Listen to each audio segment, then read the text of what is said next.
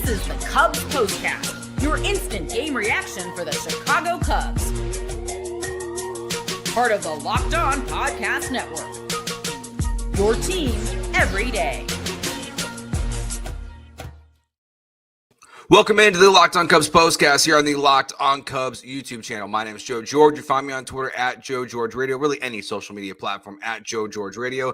And the Cubs lose 6-2. A tough day for Colin Rea. The lineup was brutal until the 8th and 9th inning, but the Cubs can't have another miracle comeback on this Friday. Today's episode is brought to you by FanDuel. Right now, new customers can get $200 in bonus bets when your first $5 bet wins. A lot to get into with this game. Not just what Andrew Abbot did to the Cubs, but the lineup didn't do until the 7th, and then what happened in the 8th and the 9th inning of this game, where the Cubs nearly had a chance to honestly win this game. Bunch of different angles and things to look at in this one. Let's start with Colin Rea first, though. Okay, Colin Rea gives up 6 earned runs in this ball game, 10 hits. So in his 2 starts now, or both his last 2 starts, both against the Reds, he's given up 10 runs or 10 hits with 6 earned runs and 7 hits with 6 earned runs, pitching a combined 10 2/3 in those appearances. The difference between the last start and this one, he had 8 strikeouts. In this game, he only had 3.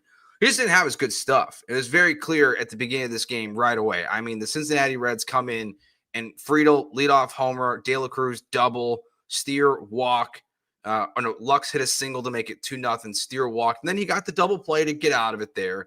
But again, he goes through the second, he goes through the third. It's good. They hit a 2-run homer, the Reds do in the top of the 4th inning, another 2-run homer there in the 6th inning. So it was big-time damage with Colin Rea. That's what's bad about this game. It wasn't just that guys were getting on base, is that they were getting on base and the home runs were following. Because we've seen some Cubs pitchers this year, like Jameson Taillon's a good example of this, right? Where he gave up a bunch of home runs in 2 starts. Most of them were solo home runs. They're not massively damaging to a ball club when your offense is as good as the Cubs is. But in this game today, specifically, Colin Rea was getting guys on base, whether through hits or through walks, and they were just hitting tanks out of Wrigley Field. So it was not a good day for Colin Rea. There's no other way to spin it. Now, look, the Cubs, there's a lot going on, I would say, over the last 4 days, or the last 4 games. Not a lot of runs, really. I mean, you look at the Rockies series, they didn't score a ton. And in this game, they only had 1 hit. Justin Turner, the only hit through 7 innings. Now, Andrew Abbot comes into this game.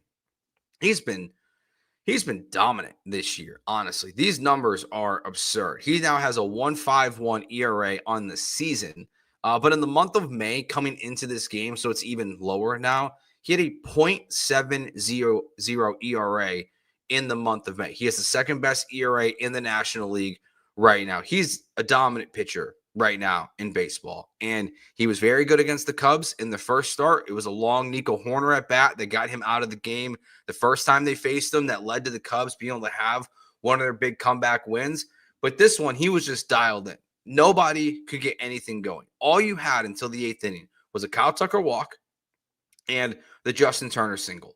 And yes, umpire, not great today. I don't spend a lot of time talking about the umpire and what they do and what they don't do, but he wasn't great today. Obviously, Ian Happ was frustrated with that first, pitch, that first out of the game, the final pitch of that at bat that was called a strikeout. But it just wasn't good. So the offense wasn't good. The pitching's not good. You're just not going to win baseball games, obviously, right? Now, they have a chance to win this game. They do. They have a chance to win this game. And if you look at the turning point of today's game, that's what we will do right now. Time to reveal where the game was won or lost. It's the turning point. I hate to pin it on Kyle Tucker here, but if you're going to pick a turning point, I can't do any of the stuff Colin Rea did, right? Because he just wasn't good. So you can't say that's a turning point of today, of that, of anything he did in this game. But Kyle Tucker is up to the plate in the 8th inning with runners on first and second with 1 out. In the 8th inning, Nico Hoerner, double. Michael Busch, triple. So it's 6-1 Reds. You got a runner on third base with 1 out. Matt Shaw gets an RBI single. He continues to be very good. They showed this stat during the broadcast. The most hits by a third baseman since May 19th. Yeah, that's 11 days, 12 days at this point. But it's still, to come up the way he did, he's been a machine. So it's 6-2 Reds. Ian Happ is down in the count. He comes all the way back, works a walk, much needed for him. He's still struggling mightily, to be honest.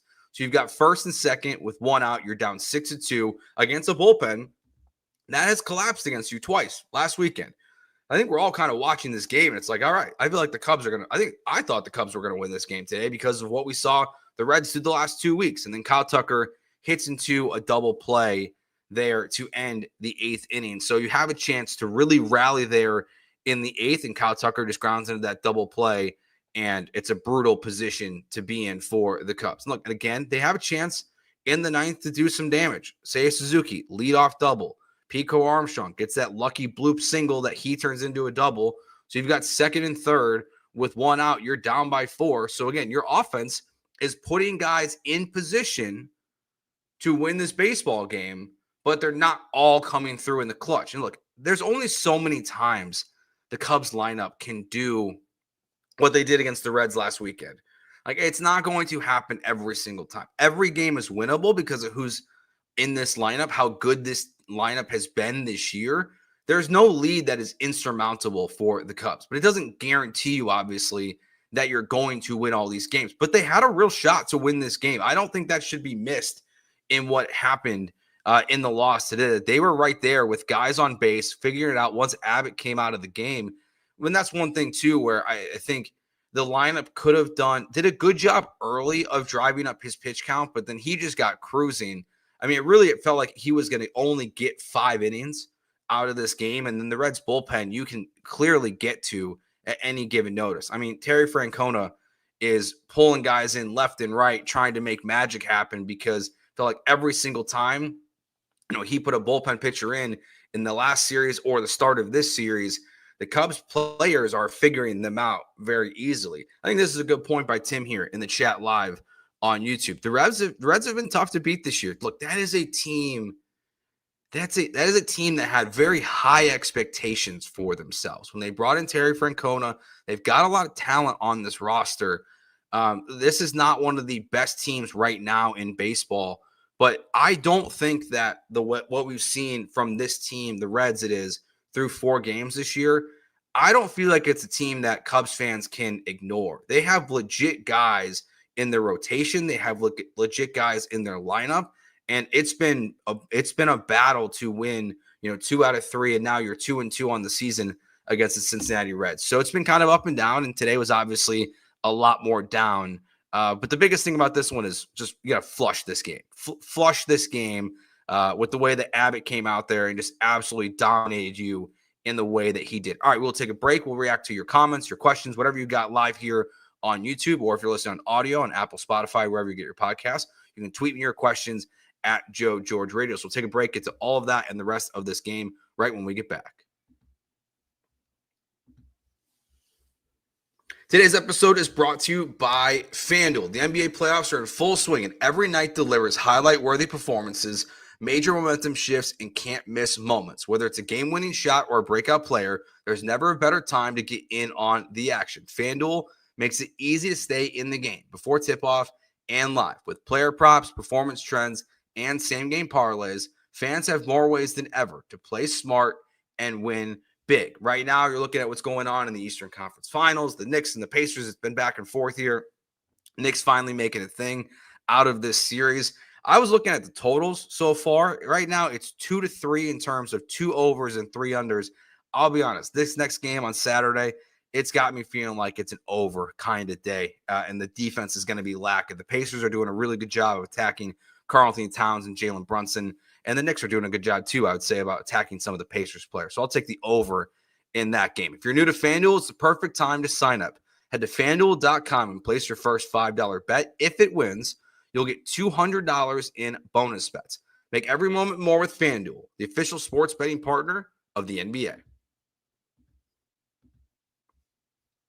All right, a couple other things from this game. Again, the lineup just wasn't great. Ian Happ, obviously, let's talk about him again for a second. Now, that walk there was very important, even though it ended up not resulting in anything for the Cubs because of the Kyle Tucker double play. But he's 0 for 3 with a walk in this one. Tucker is 0 for 3 with a walk. We did say Seiya Suzuki have big-time contact in this game. And then Crow-Armstrong, 1 for 4 with 3 strikeouts. Saw a couple comments in the chat about Dansby Swanson, and he should be moved back down in the lineup. Okay. I don't disagree.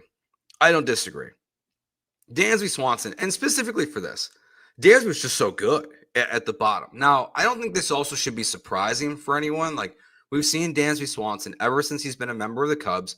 He goes through these swings where I don't feel like he has much of a middle ground. I just don't feel like he's that type of baseball player where either he's really good or he's usually pretty bad. I think he's 2 for his last 21 right now. So he's in a funk again at this point in the season.